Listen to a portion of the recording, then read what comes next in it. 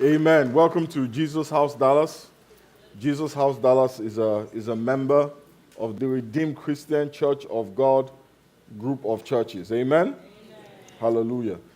This morning I'm preaching the second part of a sermon series that we have titled Godly Intelligence. Amen? So this is Godly Intelligence Part 2.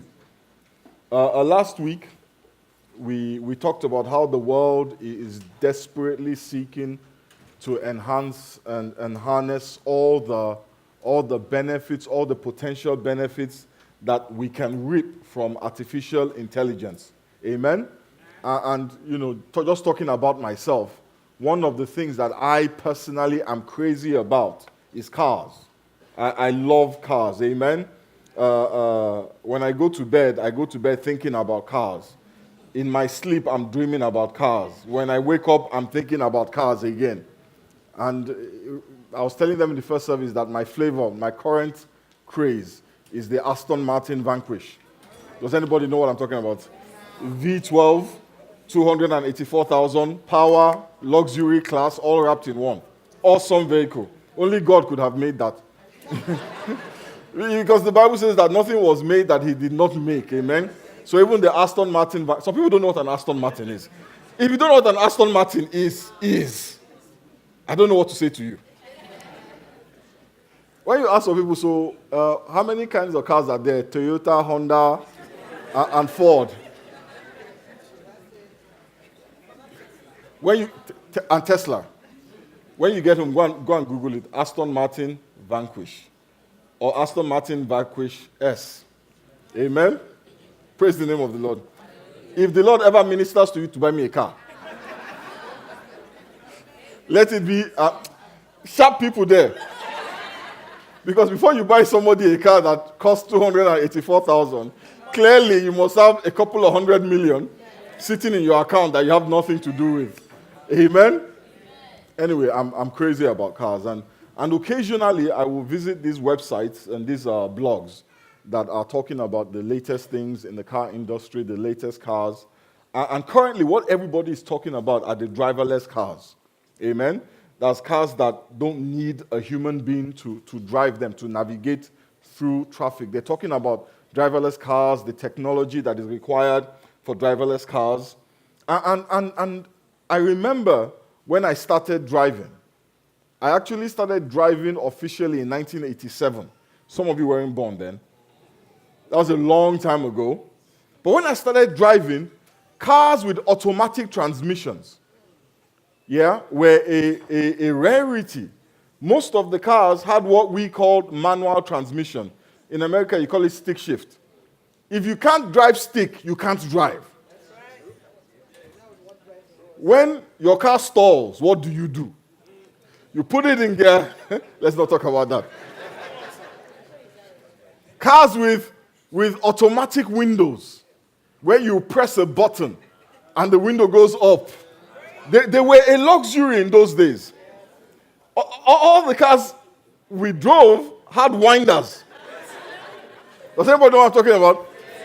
Yeah, and if you entered a taxi in my hometown, 4 windows, 1 winder.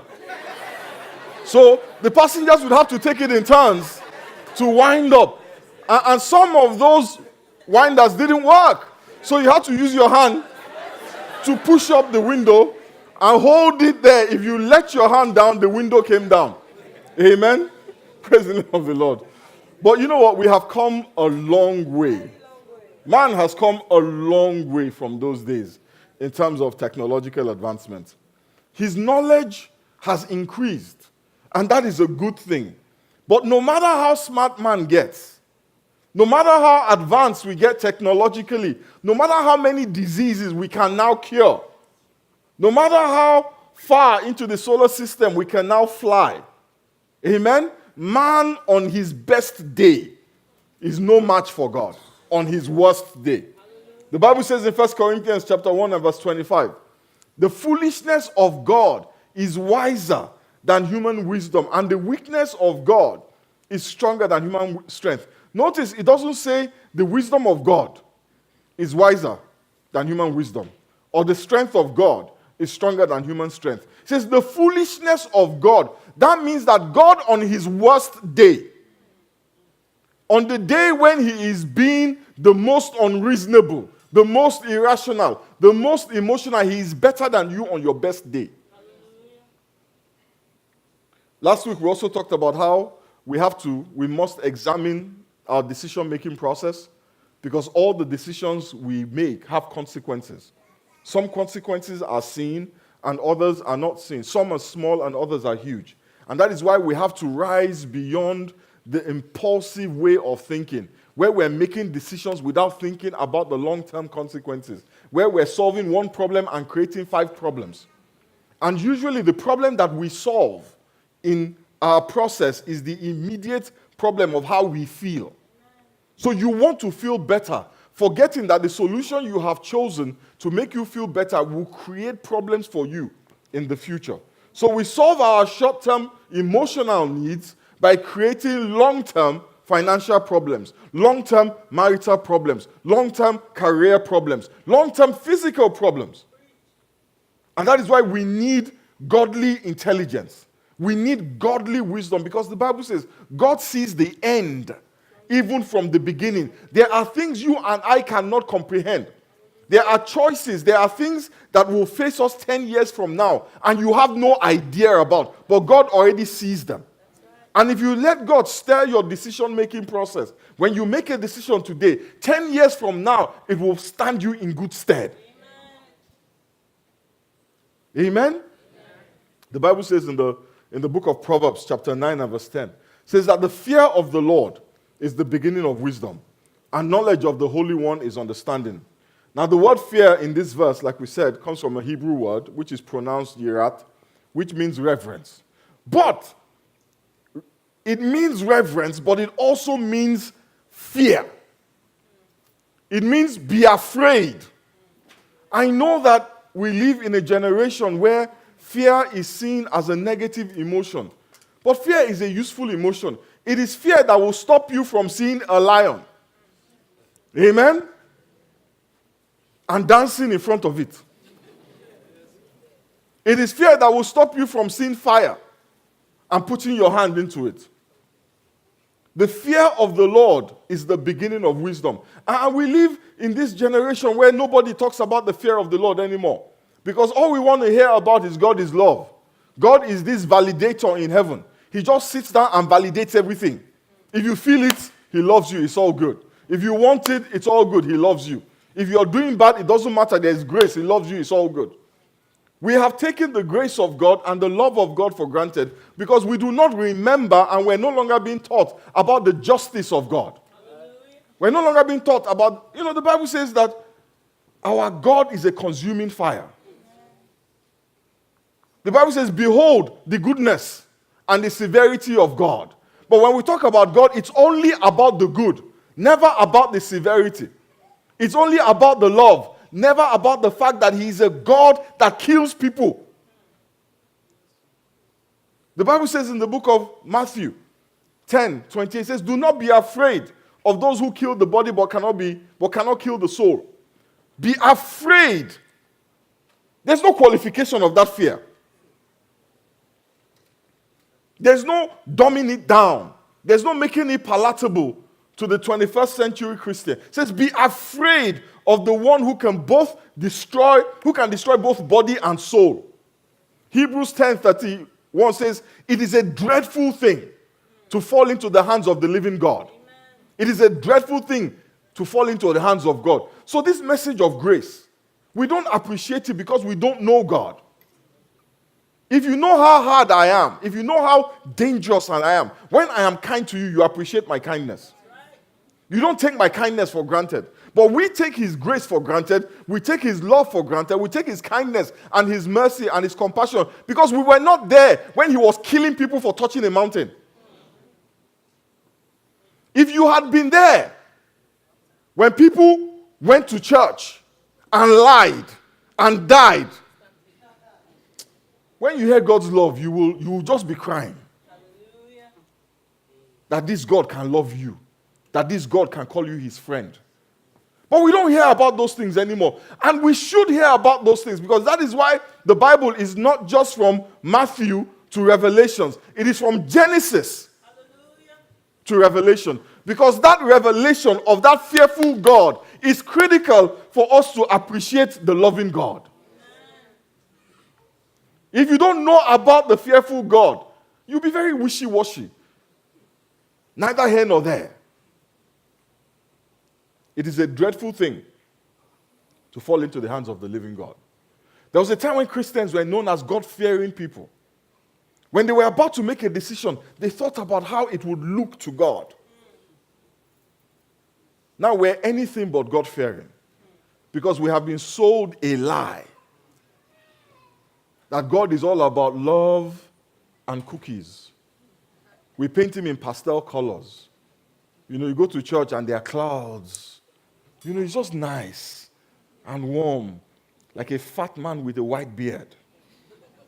Just nice and fluffy. That's the impression we all have of God. This fluffy guy who is just there to, just calm you down when things are going rough. Behold the goodness and the severity of God.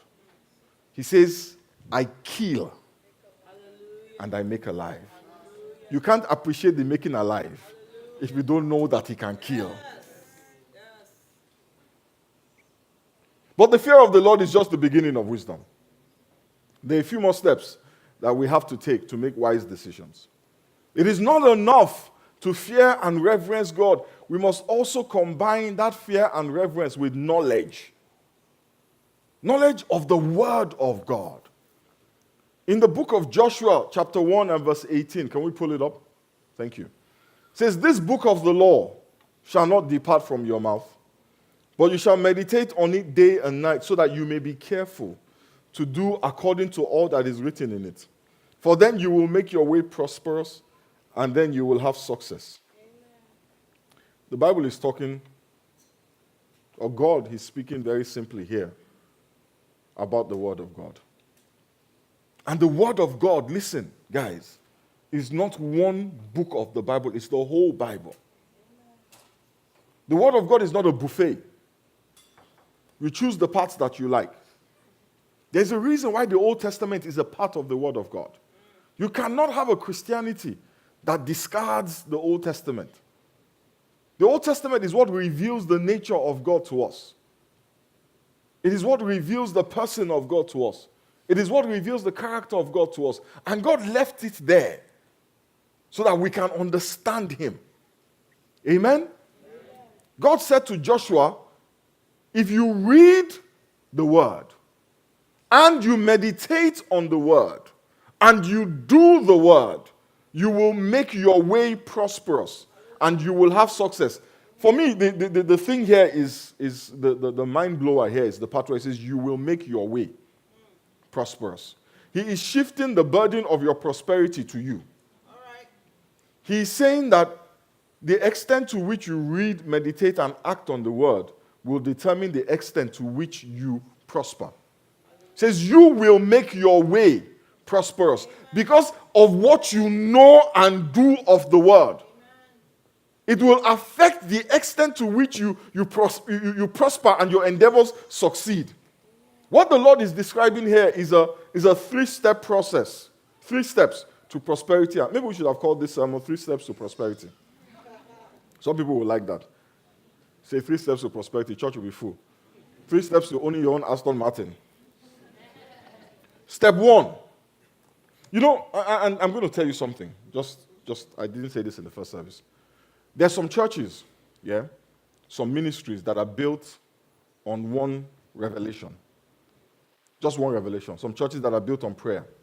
Everything is about prayer. They pray all the time. There's some churches that are built on prosperity. Everything is about prosperity. They just prosper. And there's some churches it is worship. Just come to church, just be singing. Listen. If you're choosing a church, look for a church that does the full gospel. The full gospel. Because can I tell you why? As a pastor, it is hard to preach 52 sermons back to back. It is hard. Amen. And by the time you add Bible study, add prayer meeting, add faith clinic, add anointing service, add fall down and die service, add whip them like they stole something service. By the time you add all those services, the amount of material you have to teach gets very small. But if all you talk about is prayer, guess what? You're going to start adding salt and pepper to it. So you go to the church and the pastor's like, what are we going to do today? Okay, let's bind this demon of carpet fluff. I'm serious, that's what happens. That's what happens. Find a church that does Genesis to Revelation. If you go to church and all they want to talk about is the New Testament, please, like my friend said, pack your baggages, and find somewhere where they teach you the full gospel. Even holiness. Holiness can become legalism. Tell your neighbor, be careful. So step 1, read the word. Step 2, meditate on what you read. Step 3, do the word. Step 1 is critical to step 2, and step 3 is critical. Sorry, step 2 is critical to step 3, and step 3 is critical to what? Prosperity and success. I believe many of us here, we read the word. If you read the word, shout hallelujah. Some of us don't read it. What we do is we listen to it. Yeah? We listen to it. But I want you to think like this. Think of our reading or hearing of the word as data entry. Yeah? When we read it, we're uploading data, we're inputting data into our system. But we cannot just stop at reading it. Amen? The Bible doesn't just stop at reading it. Many of us, we stop at reading it or we stop at listening to it. Once we have read it, we check the box, done. Once we have listened to it in the car, we check the box, done. And we stop there. But God said to Joshua, read it and meditate on it. We must meditate on it. And this is critical, and I'll tell you why. To meditate on the word simply means to ponder, to consider, to think over, to think about, to mull it over in your mind, to reflect on it, to contemplate it, to turn over in one's mind what one has read, to chew over it, to give some thought to it. It is the meditation that upgrades, that updates the system. Amen? The process of meditation is like the process of digestion. You see, when you read the Bible, you are like a person that put food in their mouth. When you meditate on it, you are like a person that swallowed the food and whose body was able to extract from the food the nutrition in the food. Without any meditation, you just swallowed it. And you will forget it. And it will not benefit you. There is no power in reading alone. But when reading is followed by meditation, you extract all the benefits that God has planted in His Word. When we meditate on the Word, when we ponder it, it changes our mental programming. It's a supernatural process. It changes the way we think. That is why the Bible says, do not be conformed, but be transformed by the renewing of your mind. And that is why we are frustrated with our Christianity. We don't see any changes in our lives because we feel like, I've read it, so let me wait for it to transform me. No. It is what you do with it that will cause the transformation. If you eat food and you don't digest food, what happens? You ate. That's it. No nourishment transfers to your cells. When we read the word, we must spend time meditating on the word, because to consistently make wise decisions, we have to change the way that we think. Folks come to church and you ask them, so how was the sermon? Man, it was good. Okay, so what did he talk about? Man, it was quick. Really? So tell me, man, that Pastor Femi, I just like the guy. What did he talk about? I think it's on YouTube. Because our attention span is so short. If it is only one thing you hear, take it and think about it. We have to meditate on the word so that the word of God can become the lens through which we view life. The Bible says in Psalm 119, verse 105, says, your word is a lamp to guide my feet and a light for my path. Without meditation, we simply forget what we have read. We do not allow what we have read to become a part of us.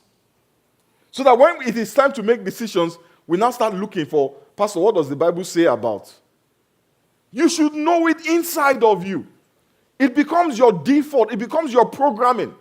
It becomes the way that you think. It is no longer external to you. It has become a part of you. Your mind is so saturated with the word that we cannot separate your mind from the word.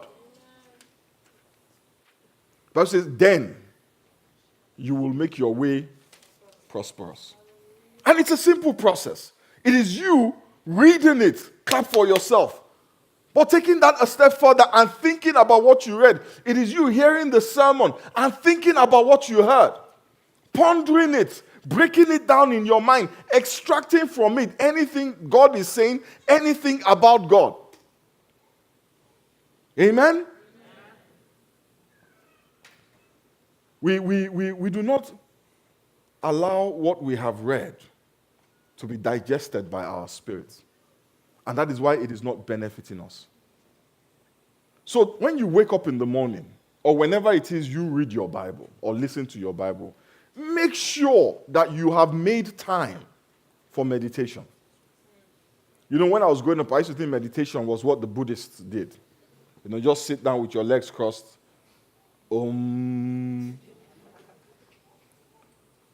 So when I became a Christian, that expression, meditation, was like, are you asking me to be chanting? No, it is thinking. It is pondering. You know, our attention span is so short, and technology is not helping. It's not helping. Amen? You decide, this morning I'm going to read my Bible. I want to get closer to God. So you pick up your iPad or your iPhone, because, the book Bibles are outdated. And just as you get into the first paragraph, you get a notification from WhatsApp. So you quickly, just take a pause. You go and read the notification. While you are still reading that notification, you get another notification from Instagram. That picture you posted now has 15 comments and 25 likes. And you want to know what they said. Right? You want to hear the compliments. How good you're looking. So guess what? You go there. And in the process, somebody has put a link with their comment. Why not? Remember, you started off with Bible study. Now you are following the link. You follow the link and it is to a sale for a dress you've always wanted. Then you know what? You realize that this thing might actually look nicer in blue and you might be able to get it cheaper on another website. So you Google the dress and you start searching. Before you know what's happening, it's time to go to work.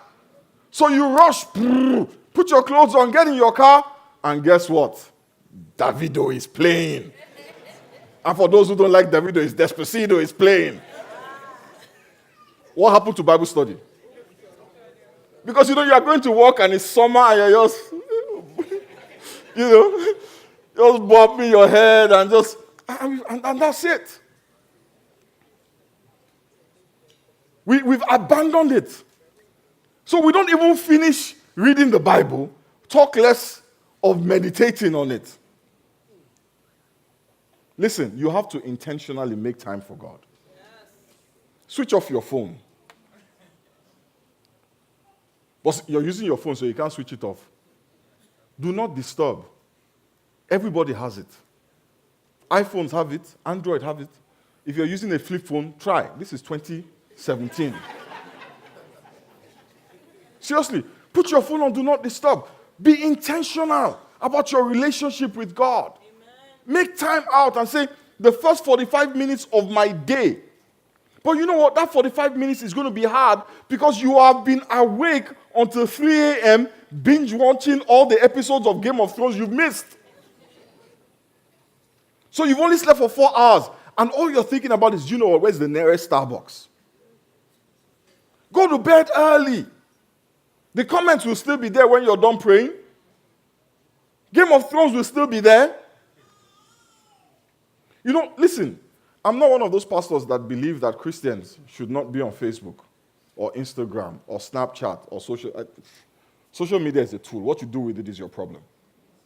The same thing with Game of Thrones. I have no problem with Game of Thrones. Well, I have a problem with all the gratuitous violence and sex on it, but hey, if that's you, that's okay.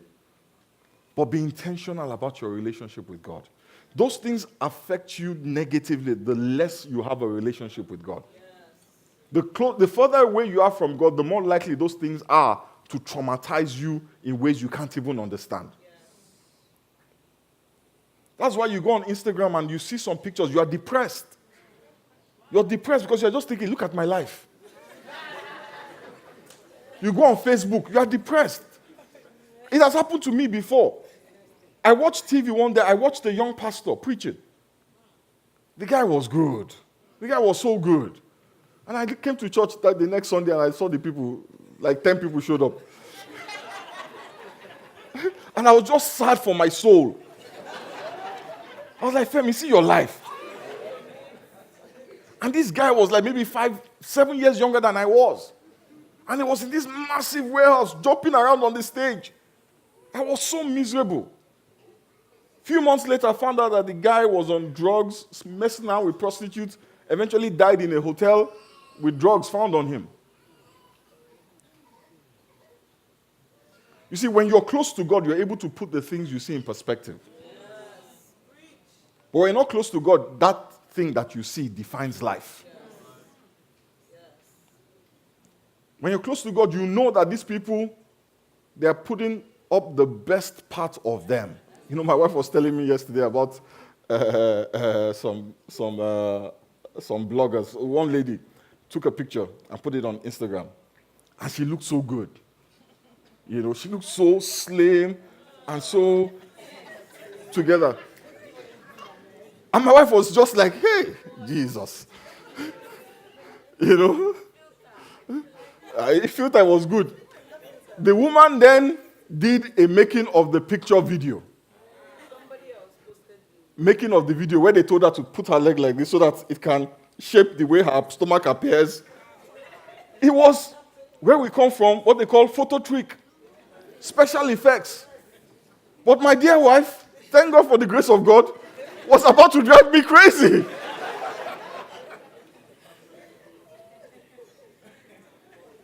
Amen? The word of God has to become a part of us.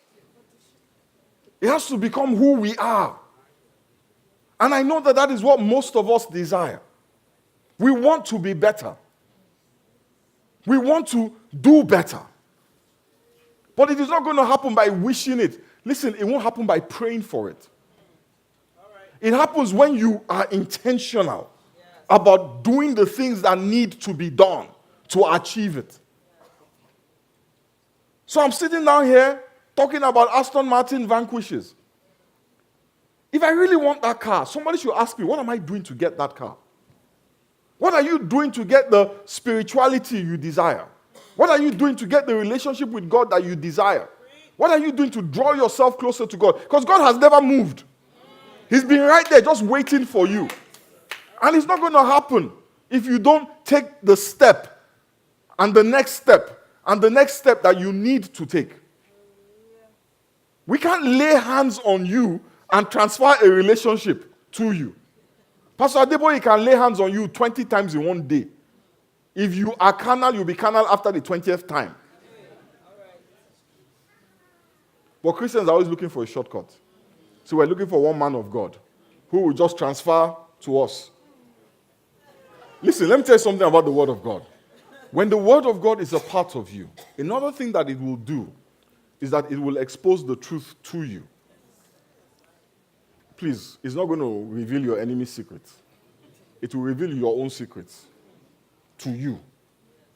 The Bible says in Hebrews chapter 4, says, for the word of God is quick and powerful, and sharper than any two-edged sword, piercing even to the dividing asunder of soul and spirit, of joints and marrow, and is a discerner of the thoughts and intents of the heart. The word of God will reveal your motivations to you. And this is critical because the Bible tells us that the heart is deceitful above all things. Jeremiah 17 verse 9. Who does your heart deceive? It's you. Your heart packages your desires in the most acceptable way. But the Word of God exposes the truth to you about your motivations. And that is critical in order to make the right decisions. You cannot make the right decisions if you don't know why you're making that decision. You know, I was telling them in the first service, imagine you went to the doctor, and this happens to me as a pastor. I do a bit of counseling in my role as a pastor. And people will come to my office and tell me, oh, pastor, this is going on, that is going on, and this is going on. And I'll give them counsel based on what they have said. Come to find out 2 weeks later that they lied. So I give them bad counsel. Am I a bad counselor? Absolutely not. They lied, so they're going to get bad counsel. Go to a doctor, and you tell the doctor you have a headache, but you don't tell him about the rash on your butt. Because you don't want to pull down your pants and show him you're behind. So you just let him have a headache, and you are hoping and praying that somehow he will know magically that in addition to that headache, there's also a rash somewhere. Listen, the doctor will give you Advil and send you home, and it will not solve your problem. And that is what a lot of people do. They look at certain things, they do not look at other things. So they come up with a solution that is not really a reflection of the problem. The Word of God reveals the truth about what is going on in your heart to you. You know, there are times when I wanted to do stuff, and I'm thinking, you know what, Femi, why don't you do this because of this? And it makes a lot of sense. And everybody I tell, they agree with me. You know what, why don't you buy an Aston Martin? You know what, Pastor Femi, why not? Why not? You have the money. Why can't you buy it? But then the Word of God tells me that the only reason why I want to buy it is because I want to show off and oppress some other pastor who, when I was younger and I had nothing, made me feel bad.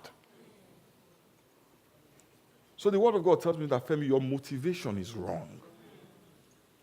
That money can be used for better things. But do you think my heart is going to tell me that? My heart will never tell me that. My heart will tell me, Femi, come on. Come on. You worked hard for this money. Come on. I mean, the people who drive Aston Martins, do they have two heads? That's what my heart will tell me. But when I expose it to the Word reveals the evil that is driving me. And that way I am able to make a better decision. If you fear and reverence God, you will allow God into your decision-making process. And the only way to do that is through the knowledge of His Word. He said, read it, meditate on it, and do it. Then you will make your way prosperous, and you will have supernatural good success. You know, I love having fun. I love having fun. But you know, there's some places that my mind wants to go to. I say, you know, it's just fun. Why not? And then the Word of God will tell me, that, Femi, are you going to have fun, or are you hoping to see naked women? Why can't you go to Dave and Buster's if all you want to do is have fun? That's what the Word of God does for you. But when you don't have the Word, you are chasing fun until you fall into a hole.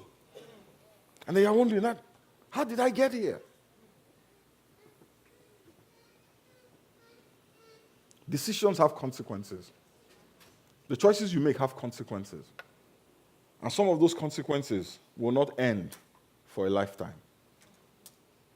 Marriage is one of those decisions. Your marriage is critical to you. There is nothing more painful than a bad marriage. It's hard. And there's some people who think, what? I get married, if it doesn't work, I get a divorce. Trust me, that is a problem too. And if there are children involved, it's a very big problem. So don't think you can walk away from it. So enter it anyhow, walk away from it anyhow, and it's all good. something is going to give. It is the nature of life. But when you're choosing your spouse, who in church we call it life partner. I don't like that expression, life partner. It sounds very somehow. Doesn't it? Or is it just me? So when I'm with my wife, I say, yo, life partner, what's up?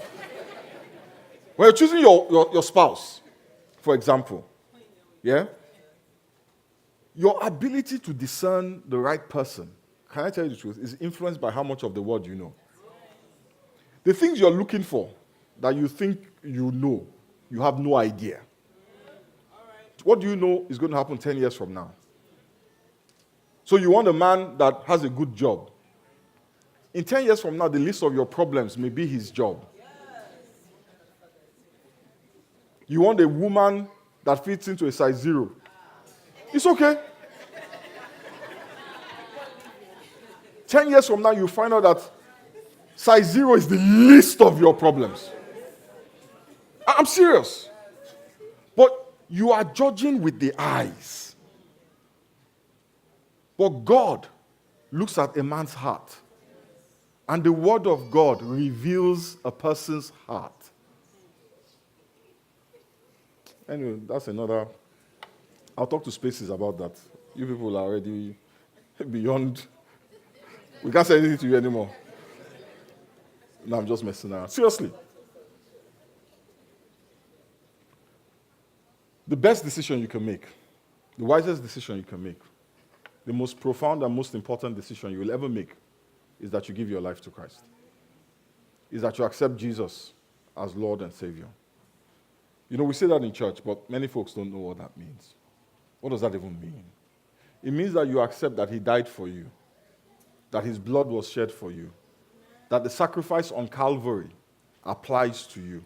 See, because without Jesus, you will pay the price for all your sins, and you will suffer the consequences for every decision. But in Christ, the Bible says we have been redeemed. We have been cleansed and we have been washed. And all things have passed away. The best decision you can make is to accept that Jesus died for you, that His sacrifice was made on your behalf. Because that is a decision that has eternal consequence. It goes beyond the life that you live on this earth. It goes all the way to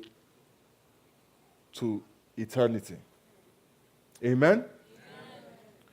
And having said that, I know that some of us here have already accepted the gift of Jesus. But we're keeping it a secret.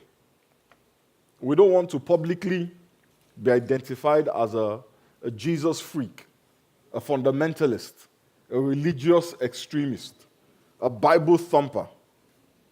But Jesus Christ said, if you deny me in front of men, I will deny you in front of my Father. It is critical, my brothers and sisters, that you publicly declare your faith in Jesus. It is critical. It is not optional. That public declaration of your faith is a critical component of your deliverance. And many people don't get that. They think that, I'm born again, is between me and God.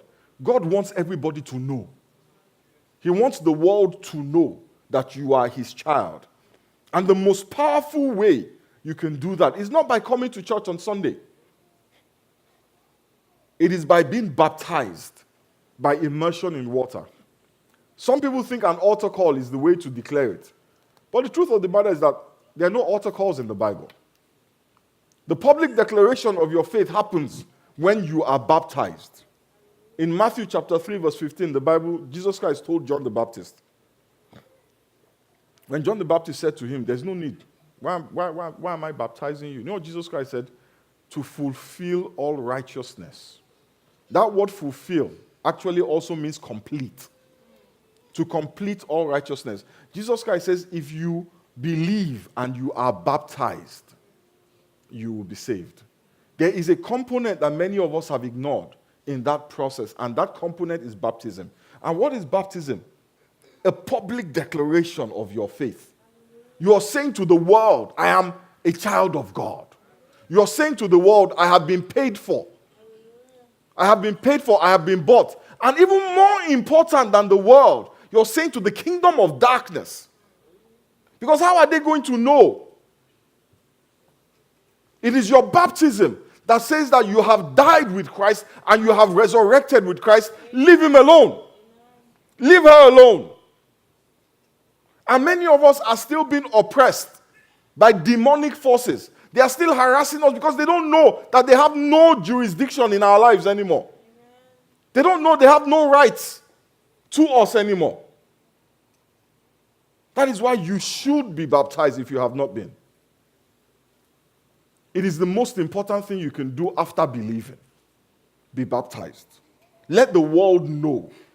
Let the devil know so that he can at least leave you alone. After the service, I'm going to be here, standing here. If you have not been baptized, please come and see me. You need to be baptized. We're going to arrange for you to be baptized as soon as possible because it is a critical component to complete righteousness. Let's bow our heads.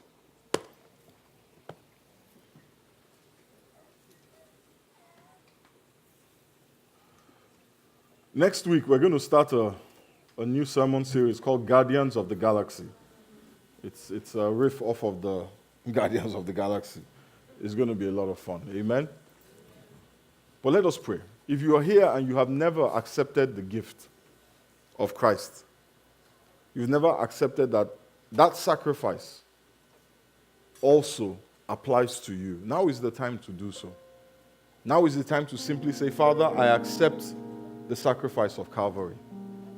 I accept that Jesus died for me, that his blood was shed for me, and washes away all my sins. And if you have, then it's time for you to pray and say, Father, I want to make wise decisions. I want to make better decisions. I want to be a better person. Help me, Father. Help me, Father, so that I can be intentional about my walk with you. Almighty Father, we give you praise and we give you glory. In the mighty name of Jesus, we have prayed.